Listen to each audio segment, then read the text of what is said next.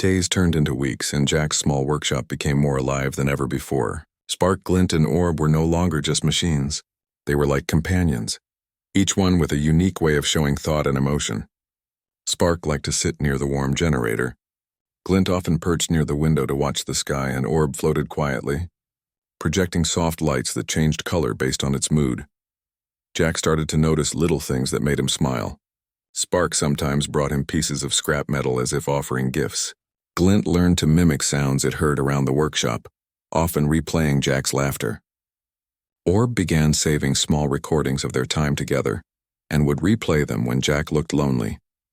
But peace never lasted long on Prime. The Dominion was everywhere, and rumors started to spread that a human engineer was hiding lost prototypes. Jack knew they would come eventually. He began preparing for it in secret. He expanded his workshop underground, building a hidden section that connected through a narrow tunnel. It wasn't large, but it was safe. There he stored tools, power cells, and a small ship engine he had been repairing for months. He didn't have a full ship yet, but he was planning one. One evening, while working on a piece of armor plating, Jack heard Glint's wings buzzing fast. It was the signal they had agreed on, danger nearby. Jack quickly turned off the lights and looked through the window. Outside, he saw two figures moving in the shadows. They wore dark armor and carried Dominion insignias on their shoulders. Jack whispered, "Hide." Spark ran under the workbench, Orb dimmed its light, and Glint flew silently to the ceiling beam. Jack picked up a welding tool and pretended to be busy when the knock came. The door opened before he could answer. Two Dominion enforcers stepped in, tall and cold-faced. One of them spoke in a flat tone. "Human, you are Jack Rowan, engineer of Section 12. "That's right," Jack said calmly. "We received reports of restricted technology in this location," the second enforcer said, scanning the room with a small device. "You will allow inspection?" Jack forced a smile. "Sure, but I'm afraid you won't find anything interesting here except broken machines." The scanner beeped softly but didn't detect anything unusual. The shielding Jack had installed worked perfectly. The enforcers looked around, their eyes sweeping over the scattered tools and scrap. After a moment, the first one spoke again. "If you are found harboring Dominion property, you will be arrested. Do you understand?" "Completely," Jack said. They stared at him for a few seconds longer, then turned and left without another word. When the door closed, Jack finally let out a slow breath. The moment he relaxed, Spark crawled out from under the table. Glint landed on his shoulder and Orb flickered to life again. "That was close," Jack murmured. Orb projected text on the wall. "They will return." "I know," Jack replied quietly. "That's why we need to leave soon." He decided then that it was time to finish the ship. For the next 10 days he worked almost without rest. The robots helped him every step of the way. Spark welded metal plates. Glint carried wires through tight spaces, and Orb managed the power calibrations. Together they built a small transport craft, fast, hidden, and armed with a simple shield system. It wasn't perfect, but it was enough to escape. On the 11th night, the ship was ready. Jack loaded supplies, power cells, and spare tools. Spark, Glint, and Orb waited near the ramp, their eyes glowing softly. Jack looked around his workshop one last time. It had been his home for years, filled with memories of both loneliness and hope. "Let's go," he said. They took off before dawn, the engines humming quietly. Prime shrank below them until it was only a bright dot in the distance. Jack set the course for the outer colonies, small worlds where the Dominion's control was weaker. For the first time in a long while, he felt free. The journey was long but peaceful. Glint enjoyed flying around the ship's interior. Spark often lay near the console, and Orb projected maps and star patterns across the walls like a living planetarium. Jack spent hours talking to them. Even though they answered only through light patterns and sounds, somehow it felt like a real conversation. One evening, as Jack was eating his ration meal, Orb floated closer and projected a hologram, a recording of a younger version of him working in the workshop. He realized Orb had saved those memories without being asked. It was learning about emotions in its own way. "You're full of surprises," Jack said softly. Orb's light pulsed once, as if smiling, but their peace ended sooner than expected. 2 days later, a Dominion patrol ship appeared on the radar. Jack's face hardened. They found us. The patrol demanded that he stop his vessel for inspection. Jack ignored the warning and increased speed. Within seconds, laser shots began flashing across the darkness. The ship shook, alarms blaring. "Hold on," Jack shouted. Spark growled in a metallic tone and ran to the control panel, linking itself directly into the ship's system. Glint flew toward a damaged pipe and started sealing it with emergency foam. Orb projected real-time data, calculating escape routes. Jack pushed the engines to their limit. The ship darted between asteroids, using the rocks for cover. The Dominion vessel followed closely, firing again and again.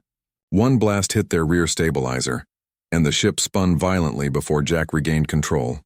"Orb, give me coordinates to the nearest gravity well." Jack yelled.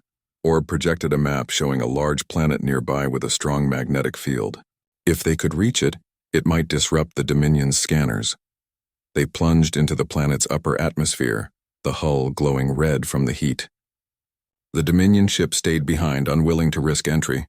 After several tense minutes, Jack managed to stabilize the descent and guide them into a thick cloud layer. Finally, the radar went silent. They had escaped for now. Jack landed the ship in a quiet valley surrounded by mountains. The world was green and misty, full of strange glowing plants. It was beautiful in a wild, untouched way. They stayed there for days, repairing the damage. During that time, something remarkable happened. Spark and Glint began exploring the valley, scanning plants and terrain. They brought samples back to Jack, showing behavior that looked like curiosity. Orb began analyzing the air and weather, helping Jack adapt his equipment. It felt like they were becoming more alive each day. One night, as Jack sat outside the ship watching the stars, Spark came and rested beside him. Its blue eyes reflected the night sky. Glint landed on his shoulder again, and Orb hovered quietly above them. "You know," Jack said softly, "when I found you three, I didn't expect any of this. I just wanted to fix something broken." Spark made a gentle sound like a soft hum. Jack smiled faintly. "But now I think you fixed me instead." He stayed quiet for a long moment, feeling the calm night breeze. The peace didn't last forever. A week later, while searching for minerals, Orb detected strange signals. They weren't Dominion, but something else. Older, deeper, and hidden beneath the planet's surface. Jack followed the readings and discovered an entrance to an underground structure covered in moss and stone. It looked ancient. "Stay close," he said as they entered. The inside was massive, filled with dim blue lights and carvings that looked alien but familiar. The robot seemed oddly alert, as if recognizing the place. At the center stood a large pedestal with a broken terminal. Orb floated closer, scanned it, and then projected data on the wall, symbols matching its own design patterns. Jack realized what it meant. "This is where you were created." Spark looked around, ears twitching, while Glint hovered near a symbol shaped like its wings. Orb's light turned bright, and it began linking with the old terminal. Suddenly, the room came to life. Holograms appeared, showing images of scientists, humans and aliens working together. They were the creators. The recording showed how the prototypes were meant to help unite species, not control them. But the Dominion had twisted that project, turning it into something else. When the prototypes gained emotions, they were seen as dangerous. The scientists who tried to protect them were silenced, and most of the prototypes destroyed. Jack stood silently as the truth unfolded before him. He felt anger, sadness, and pride all at once. Orb disconnected from the terminal and projected a final message. "They wanted to destroy us because we learned to care." Jack touched the metal surface of the pedestal. "Then they failed. Because you still do." He looked at his three companions and made a promise in his heart. He would protect them no matter what. Not just because they were rare or advanced, but because they represented the best of what life, human or machine, could be. As they walked out of the ancient structure, the stars above the valley shimmered brighter, as if welcoming them. Jack knew their journey was far from over. The Dominion would keep searching. But now they had a direction. They had a mission. The human who took them home when everyone else called them worthless had given them something no one else could: hope. And together, they were going to change the galaxy. The market of Argonis Prime was loud and full of color. Alien merchants shouted over one another, trying to sell strange fruits, glowing liquids, and small machines that moved on their own. The air smelled of metal, spices, and ozone. In the middle of this strange place walked a human named Jack Rowan. He had been living among aliens for nearly 2 years now, working as an engineer and trader. Humans were still new in this part of the galaxy, and many aliens looked at him with a mix of curiosity and disbelief. Jack moved slowly, studying every stall. He wasn't here for trade today. He was here because he liked to explore. He liked to see the different species, hear their strange languages, and learn how things worked in this wide galaxy. His clothes were simple, a gray jacket and dark pants with a small translator device attached to his ear. As he walked past a stall selling old machines, he heard a voice shouting in a rough tone. "Take them, take them! They're free and worthless. I don't want them." The voice belonged to a tall, gray-skinned alien with 4 arms and a sour expression. The merchant was pointing to a small cage on the side of his table. Inside the cage were 3 small robotic creatures, each no bigger than a house cat. Their bodies were scratched and dented, and their glowing eyes were dim. Jack stopped. "What's wrong with them?" he asked, stepping closer. The alien merchant looked at him with surprise. "You want them? They are broken. Old models. Not worth fixing. I was about to throw them out. Take them if you want. Free." Jack crouched to look inside the cage. The little robots were shaped like animals, but not quite. One looked like a fox with metal fur and a tail made of wires. Another had wings that looked too small to fly. The third was round and had a single large eye that blinked weakly. "Can they still move?" Jack asked. "Barely," the merchant said with a laugh. "Useless junk. Maybe they can still roll around a little. Why do you care?" Jack smiled faintly. "Because sometimes things that look worthless just need a little care." He took the cage, nodding to the merchant. "I'll take them," the alien shrugged. "Your loss, human. Don't say I didn't warn you." Jack carried the cage carefully through the market, ignoring the looks he got. Some aliens whispered that humans were strange. Others shook their heads, wondering why a human would bother with garbage. But Jack didn't care.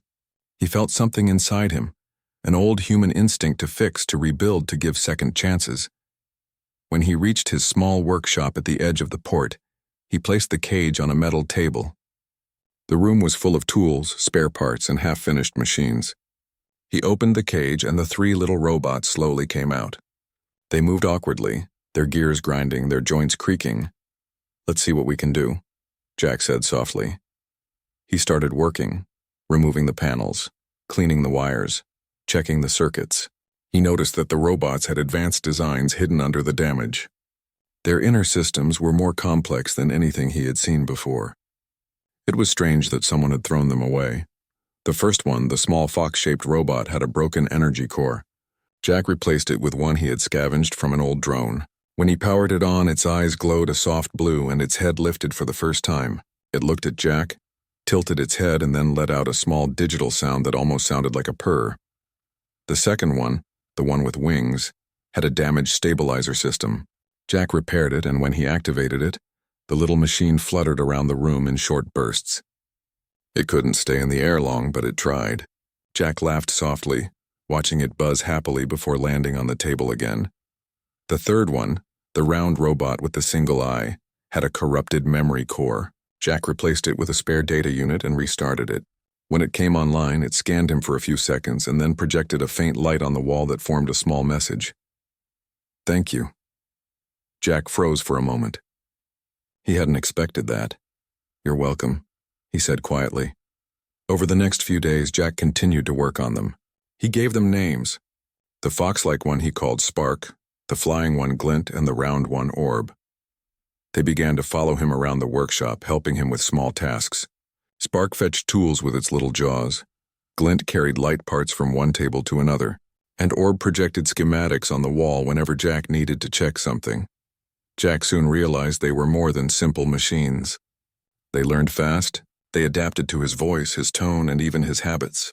Sometimes when Jack seemed tired, Spark would rest its metal head against his boot, and Glint would land quietly on his shoulder. One evening, as Jack was finishing a project for a client, he heard Spark emit a strange sound, like a soft alarm. Its sensors were pointed toward the window. Jack turned and saw a flash of movement outside. Someone was there. He went to the door and opened it. A small alien stood there, one of the local scavengers. The alien looked nervous. You You have the old prototypes, it said, pointing at the robots. Prototypes? Jack repeated. Yes, the alien whispered. Those units were not junk. They were part of an experiment by the Dominion. They were made to learn, to think. When the project failed, the Dominion destroyed the rest. Those 3 must have escaped. Jack frowned. Why were they destroyed? Because they became too human, the alien said with a hint of fear. They started asking questions.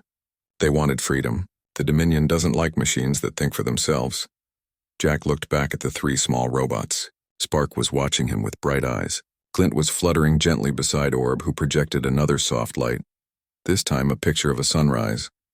Too human, huh? Jack murmured. Maybe that's why I like them. The alien looked around nervously. Be careful. If the Dominion learns you have them, they'll come for you. They don't want those units alive. Jack nodded slowly. Then I guess I'll just have to make sure no one finds them. That night he stayed up late thinking. He knew what it meant to go against the Dominion. They were powerful, ruthless, and had control over most of the nearby systems. But as he looked at the small robots resting near his workbench, he couldn't imagine giving them up. In the following days, Jack upgraded their systems further. He built hidden shielding into their bodies to block scanners. He gave them stronger power cores and small defense modules just in case. The robots grew smarter and more aware. They started communicating with each other in a soft electronic language that Jack couldn't fully understand. But he knew they trusted him. One morning, when he stepped into the workshop, he found Spark waiting by the door, wagging its metal tail. Orb floated beside it, projecting a map of the galaxy. Glint was flying in small circles, chirping softly. What's this? Jack asked. Orb projected words onto the floor. We want to go home. Jack blinked. Home? You don't even know where that is. Orb projected another line. Home is where we are free. Jack stood silently for a long time. Then he smiled, though his heart felt heavy. Then I guess we'll find a home together. Outside, the dawn over Argonis Prime painted the sky with orange light. Jack stood at the doorway, looking out at the stars beyond the horizon. He didn't know what would come next, but he knew one thing. The moment he had heard the words, "Take them, they're free and worthless," he had found something worth more than any trade or credit in the galaxy. He found purpose. He found a reason to fight, and maybe, just maybe, he had found the start of something bigger than he could ever imagine. After discovering the truth about where Spark, Glint, and Orb came from, Jack knew there was no turning back. The Dominion would not stop until they found them. But now he also knew something greater. These small machines were not just lost prototypes. They were proof that life could grow in any form, even in metal and code. The days on the Valley world passed in quiet routine. Jack repaired the ship completely, replacing damaged panels and improving the shields. Spark and Glint scouted the area daily while Orb monitored the skies for any sign of Dominion ships. The world was peaceful, but Jack could not shake the feeling that they were being watched. One morning, Orb floated to Jack with a warning. It projected a map showing a Dominion fleet entering the system. They had found them again. Jack didn't waste a second. We're leaving, he said. The small ship lifted off the valley floor, cutting through the mist and clouds. Behind them, the mountains glowed under the morning light as if wishing them farewell. As soon as they reached orbit, the radar filled with red dots. Dominion ships were forming a blockade. Jack's hands moved quickly across the controls. They're faster this time. We can't outrun them in open space. Orb's lights flickered. It projected new coordinates, a small moon near the edge of the system. The moon's magnetic storms were strong enough to hide them temporarily. Jack nodded. All right, let's disappear for a while. The ship dived toward the moon's surface. Lightning arced across the dark sky as they entered its atmosphere. The storm was violent, tossing the ship like a toy. Glint buzzed around, stabilizing loose panels, while Spark clung to the floor with its claws. Orb stayed near the navigation console, recalculating the safest route. After several tense minutes, Jack managed to land the ship inside a deep crater. The air outside was thin but breathable. He shut down all power systems except life support to reduce their energy signal. For now, they were hidden. Jack sat back, exhausted but calm. That was close, he muttered. Spark padded up beside him and nudged his boot with its metal head. Glint landed on his shoulder and made a soft humming sound. Orb projected soft blue light across the cabin like a quiet night lamp. Yeah, Jack said with a small smile. We're still together." They rested for a few hours before Jack began thinking about their next move. Hiding forever wasn't possible.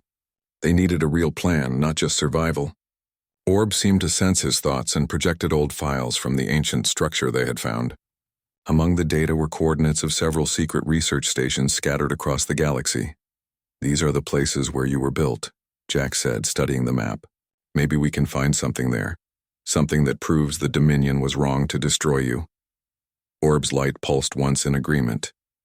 Jack set the new destination, knowing it would be dangerous. But if they could reach one of those old stations, maybe they could uncover evidence strong enough to expose the Dominion's lies. After 2 days of flying in silent space, the ship reached the edge of a nebula. Inside the glowing clouds was an abandoned orbital facility. It was large, circular, and covered in space dust. The station looked dead, but Orb confirmed faint power readings from within. "Let's take a look," Jack said. They entered through a damaged hangar bay. The inside was dark, full of floating debris. Old robots drifted aimlessly, long out of power. Jack turned on his suit light and carefully made his way inside, with Spark padding beside him, Glint scouting ahead, and Orb floating close. The deeper they went, the stranger it became. The walls were marked with human handwriting mixed with alien symbols, reminders of a time when both worked together. In one room, Jack found a console still active, flickering weakly. He connected Orb to it. Orb's systems linked instantly. Its lights turned bright white, and a soft hum filled the air as ancient data began to transfer. Holographic images appeared, showing scientists in white suits working with robotic units like Spark and Glint. They were talking, though the voices were faint. Jack could only catch a few words. Emotions, learning, cooperation, peace project. Then the scene changed. Alarms blared in the hologram. Soldiers stormed into the room wearing Dominion armor. The scientists tried to stop them, shouting something about preservation, but the soldiers destroyed everything. The hologram ended abruptly. Jack clenched his fists. They didn't fail the project. It was stolen from them. Orb continued processing data. Suddenly it projected a new symbol, a Dominion command code. It translated into words. "Eliminate all units showing independent emotion. Human involvement must be erased." Jack stared at it in silence. "So that's it," he whispered. They wanted to erase the truth, and now we're the last piece left. Before he could say more, Glint let out a warning tone. The radar showed movement outside the station. Dominion ships had followed them again. Jack grabbed his tools and looked at his 3 companions. "We're not running this time." Spark made a sharp sound like agreement. Orb projected a plan on the wall. They could overload the old station's power core and use the explosion to disable the Dominion fleet's sensors. It was risky, but it might give them a chance to escape. Jack hesitated. "If we do this wrong, the whole station could collapse with us inside." Orb's light dimmed slightly, then projected 2 words. "Trust us." Jack smiled faintly. "All right then. Let's make it count." They split up. Spark and Glint carried cables and energy cells to the power chamber, while Jack and Orb worked on bypassing the main control. The air filled with the sound of humming machinery and sparking wires. Outside, Dominion troops landed and began advancing through the corridors. The sound of heavy boots echoed in the distance. Jack's heart pounded as he worked faster. "Spark, are the lines connected?" Spark barked a confirmation sound. "Good." "Orb, activate the sequence." Orb's core glowed brightly, channeling power through the system. The old machines came to life for the first time in centuries, lights flashing across the walls. The Dominion soldiers broke through the doors just as Jack finished locking the final control. "Glint now!" Jack shouted. Glint flew toward the control lever and slammed into it with full force. The power core roared, a deep thunder filling the whole structure. Jack ran, grabbing Spark, while Orb followed close behind. They raced toward the ship, alarms blaring around them. As they reached the hangar, the floor shook violently. Jack threw himself into the pilot seat, and the ship launched into space just as the station exploded behind them. The bright light filled the nebula, scattering the Dominion ships and breaking their communication network. They were safe again, but barely. The ship drifted quietly for hours afterward, surrounded by glowing clouds. Jack leaned back in his seat, breathing heavily. "You did it," he said softly. "You saved us all." Orb floated near him and projected an image, the recording of the Dominion order to destroy the prototypes. Proof, it displayed. Jack nodded. Yeah, with this we can show the galaxy what they did. He knew it wouldn't be easy. The Dominion ruled through fear and control, but truth had a way of spreading. And now they had the evidence that machines once built for peace were destroyed only because they had learned compassion. Over the next weeks, they traveled from world to world, contacting small colonies and free stations. Jack shared the recording secretly, showing scientists, traders, and even journalists what the Dominion had hidden. Slowly, whispers began spreading about the human and the 3 machines that carried the truth. The Dominion sent more hunters, but by then, it was too late. The story had already taken root. People began questioning the Dominion's control, and some even started to resist. One night, as they drifted near the edge of known space, Jack sat with Spark, Glint, and Orb on the observation deck. The stars shone brighter than ever, stretching like rivers of light. You know, he said softly, when I first saw you, you were in a broken cage. Someone said you were worthless. But now look at you. You've changed everything. Spark wagged its metal tail. Glint circled around him playfully, and Orb projected a warm golden light. Jack looked out at the stars, a quiet smile on his face. Maybe that's what makes humans special, he said. We see worth where others don't. We fix what's broken. And sometimes we find family in the most unexpected places. Orb displayed one last message, glowing softly on the wall beside them. We are home. Jack closed his eyes and leaned back, feeling the hum of the ship beneath him. For the first time in a long while, there was no fear, no running, only peace and the silent promise of a better future. In the endless dark between the stars, a single small ship drifted, carrying 1 human, 3 machines, and the hope that someday the galaxy would remember what it truly meant to be alive.